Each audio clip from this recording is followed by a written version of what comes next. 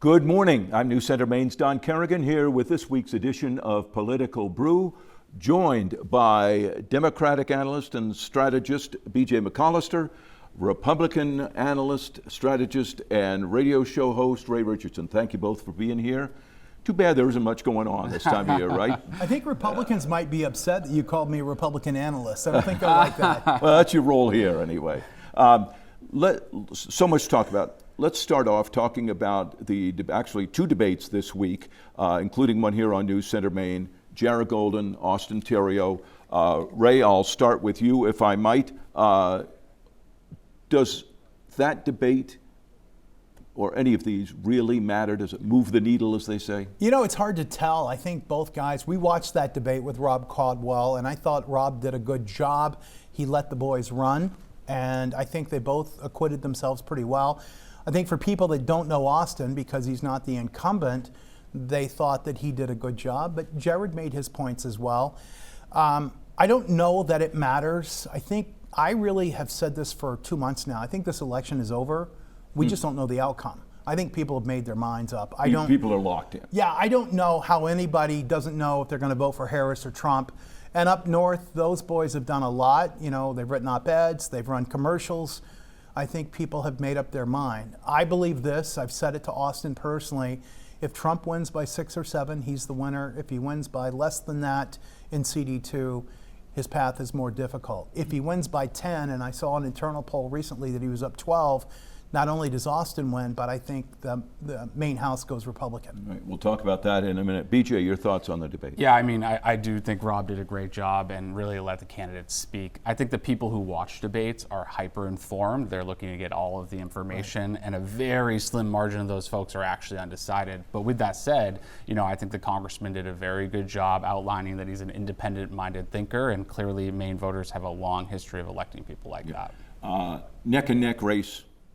Again, for Golden, it's all he's had so far, and the second CD is unpredictable. I mean, in the past elections, it has voted for Trump, but also elected Jared Golden. Yeah, you know, I think Austin's a better fit. He's from Fort Kent. He's got that Aroostook County heritage. He's also a NASCAR driver, and that's something CD2 people really like. Mm-hmm. He's got a good way about him. He's very comfortable. If you listen to him with Rob Caldwell, he didn't stutter, he didn't stammer, he knew what he was talking about, he knew the things that he wanted to say. And in the past, you've seen some people not be able to communicate that easily. So I think it was very comfortable for him. He's comfortable in that format. And anybody that didn't have their mind made up, I think they may have sided with him on that. Yeah. Well, go ahead. Yeah, I would agree that Austin's a really nice guy, and I've gotten to know Austin well. But what Austin has shown across all of these debates is that there's somewhat of a gap between his understanding of how things work in Washington, D.C., and on a lot of these answers, he said these should be state issues, and we should focus on state issues, particularly punting on the question of abortion. Mm-hmm. But when he had an opportunity to press the button in the Maine legislature, he voted against protecting Roe in the Maine legislature. So it's interesting to watch him bob and weave, and I think Congressman Golden has a long record of calling it like it is, and that sometimes makes people upset, but it's how he thinks. Do you agree with Ray's assessment of if Trump wins the second district by, what did you say, 7 points or something, Theriault probably gets elected too? I think that Congressman Golden has been able to weave together this very bipartisan coalition and has a track record of winning up there regardless of what it looks like for other people on the ticket. So I don't know if that's a sure thing. Okay. You know, the one thing, and I would agree with that. I like Jared. We did a lobster rally 2 years ago. He came down and spoke at it. He was very gracious about it. But he hurt himself on the gun issue, and that's a really important issue in the second district. Yeah. And I don't think he's recovered from that. I hear it all the time that Jared Golden is suddenly anti-gun. I don't know if that's true, but he certainly hurt himself on the gun issue. All right. Let's move on to the legislature news report this week that 25%, 1/4 of the races for the Maine House only have one major party candidate in them. Surprising, I think. BJ, I'll start with you. You're there a lot. What does this say about either the legislature, candidate recruitment, people's desire to be in politics? What does this say? Yeah, I mean, anybody who was around in this past legislative session could understand that it did not go the way it normally goes. And so I think that possibly had an impact. But let's be clear.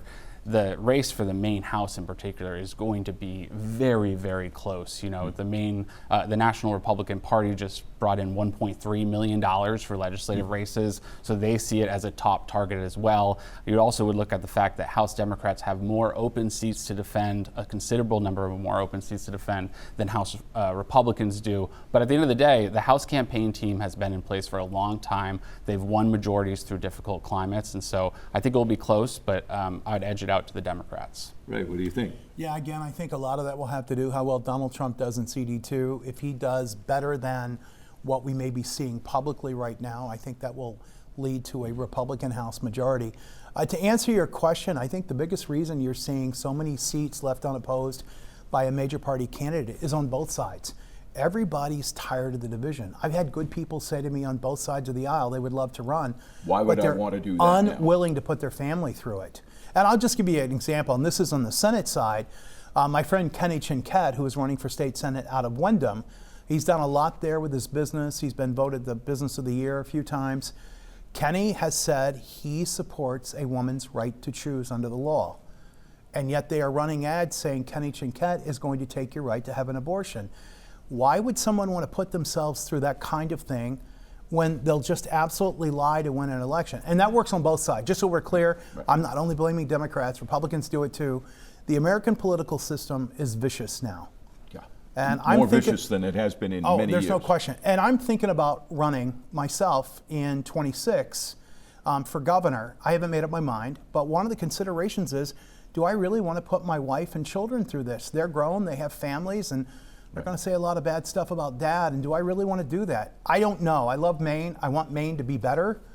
But that's a consideration, and I think it is for anybody who runs now. Yeah. BJ? Well, and I would say those legislative races, you know, that $1.3 million, that's all going to be negative ads. Yeah, and of course. That's a really new environment in these legislative races. It used to be neighbors running against each other, and you didn't look at party affiliation. Although, to be fair, for the last couple of election cycles, people's mailboxes get jammed with negative flyers. Yes, yeah. I mean, both sides do it. Ray's absolutely right. Yeah. And I think that, unfortunately, those ads are run because oftentimes they swing a voter's opinion. And so I think we can anticipate the more money that's spent in this election, the more attack ads, like Ray mentioned, will end up in mailboxes. Yeah, and you know, the thing is, and I've often been accused of wanting to live in a time that never really existed.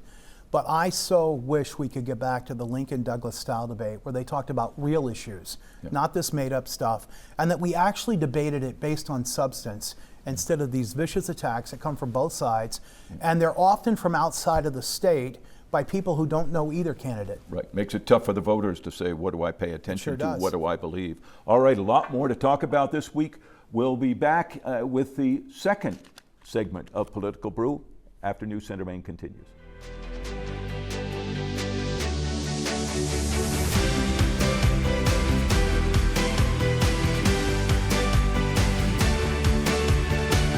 Welcome back to this week's Political Brew. I'm News Center Maine's Don Kerrigan. We are here with Republican Ray Richardson, Democrat BJ McCollister. We have a presidential race swirling around us going on. Let's start generally with that. BJ, who's up at the moment? Well, I would say that Kamala Harris had a great week this week, and in contrast, former President Trump had a rough week. You know, whether it's going to Detroit, Michigan, a place where he lost hundreds of thousands of jobs while president, and insulting that city, or if it's him talking about lies related to the hurricane, which I know we'll talk about later. It's just been a tough week for Donald Trump. But meanwhile, you know, Vice President Harris is continuing to grow coalitions, more Republicans here in Maine especially coming out in favor of the vice president. So, you know, let's be clear, she's been the underdog throughout this race, but she's got momentum on her side. Ray, I'm guessing you don't quite agree. Yeah, as you may imagine, BJ, I don't agree with that analysis. I thought President Trump had a great week. He was in Butler, Pennsylvania, to maybe 100,000 people. I kept saying on the air the next day, what must have been going through his mind, having 12 weeks before been there, and by the grace of God, I can't figure out how else. He survived all of that. I thought that going up to, I have a different opinion about what he said at the Detroit Economic Club. I thought saying that we were going to make interest on automobiles and other vehicles tax deductible was a big thing, and I've heard from a lot of people out there. My friends in Michigan say he's up by 5 or 6 points, that the polls are wrong. We'll see. But I think President Trump is doing what President Trump does best, getting people to pay attention to what he has to say. And you, to relate to something you said in our previous segment, at this point, is that election baked in? We know who's going to vote for which one? I think so, yes. I believe very strongly. And no one decided, really. Yeah, I don't believe there is. I don't know how you could be. I mean, you know who Trump is. He was president for 4 years. Prior to the pandemic, we had a great economy. Things were going well. Taxes were lower. Incomes were higher across all demographics. Trump's economic expansion was very different than Bill Clinton's or even Ronald Reagan's. Their economic expansion was very vertical. Trump's was a very horizontal economic expansion that many demographics in this country, Hispanic, women, black folks, Asian folks, they were all included. In Reagan's economic expansion in the 80s and Clinton's in the 90s, that wasn't the case. In fact, the National Realtor Association said prior to the pandemic that first-time home buying by Hispanics would probably lead the market for another decade because they had such economic freedom out of that expansion. And Harris has been here with Biden, and she made it clear that she wouldn't change anything when she was on The View. Right. And Joe Biden has come out twice, and I think usurped her, and made it very clear there's not a piece of paper between them on policy. American people are struggling. I think people have made up their mind, and the rest of it's just all of us shouting. All right, BJ. I agree. I disagree on many fronts, but what I would agree about is that there is a small subset of people who are undecided, and those people are largely in places like Michigan, like Pennsylvania, and that's why you see the candidates going there so often. And Ray is right. We've got 4 years of a record to show of what Donald Trump did. And in Detroit, auto manufacturing plants closed, people lost jobs, and workers' wages went down. At the end of the day, when you're looking at a place like Michigan, the track record speaks for itself. And on the other side, we see the creation of new jobs under the Biden-Harris administration. You know, the CHIPS Act has brought home a ton of manufacturing jobs and opportunity. And now the auto industry in Michigan is making a great American comeback. And to me, that record speaks for itself. How have these two hurricanes, both really bad for your home state of Florida, Ray, and your family who still live there, how have these two hurricanes affected the presidential campaign? BJ? Yeah, I think that first, it's a tragedy that these hurricanes are becoming increasingly politicized. And it's happening more and more as they happen in presidential years. But obviously, you know, we saw under the Trump administration that his aides had to push him to give aid to places where people didn't vote for him. And now we see the fact that extreme right-wingers are pushing so many conspiracy theories online that FEMA itself had to create a particular page on the website to debunk these falsehoods. And mind you, FEMA's telling people, or telling folks, that these lies are making it harder for them to deliver the aid they need. And so when you have members of Congress saying that this is a storm that is manufactured by Democrats, that tells you that politics is at its worst when people are in harm's way. Right. Let me be clear, I don't think Democrats manufactured the storm. I don't believe that for a second. You know, these conspiracies come because our elected people are careless. Our appointed people are careless. Alejandro Mayorkas, who is the Homeland Secretary, said they were out of money. And so suddenly people in North Carolina, Georgia, and now in Florida are wondering, is the government going to be there to help us? That's the whole point of FEMA. And that's where a lot of that came from. I think also Vice President Harris, I don't know what the heck she was thinking. She criticized Ron DeSantis, the governor of Florida, for not taking the call. Sanders said he didn't know about it, but at the same time, Joe Biden was saying Ron DeSantis is doing such a great job. DeSantis said Biden approved everything they asked for, and Joe Biden said, I gave him my personal number because he's doing a great job down there. She was complaining that he was politicizing the storm, but it sounded like to me, whining to reporters, really was politicizing it. Well, I mean, let's also look at a different governor, the governor of North Carolina. You know, you had Donald Trump on the trail saying that Joe Biden wouldn't take the call from the governor of North Carolina when the day before the governor himself said that he spoke on the phone with Joe Biden. So, I mean, if we want to talk about phone calls and spreading conspiracy, it's the Trump campaign that's using their bully pulpit to do so. And I would also add, when we talk about fear around the money being available, this lie that has been discredited repeated over and over again What, about the $750, Oh. the payments from FEMA, saying that's all homeowners would get. And those payments specifically were to help people get through this difficult time. But Donald Trump has been going on the stump telling people that's all they're going to get. So I think you're right, there's irresponsibility on both sides. But when you have someone running for president using fear and leveraging a hurricane to do so, that's scary. Yeah. But that all started because the vice president went to Georgia and said, I'm here and we have $750 for you. I thought it was one of the most obtuse things I've ever heard a national candidate say. What she should have said, and I would have applauded, is we are here and we're not leaving until we restore all of the damage. But she didn't say that because she doesn't speak well under pressure. I think we all know that. That's how that all got started. Yeah.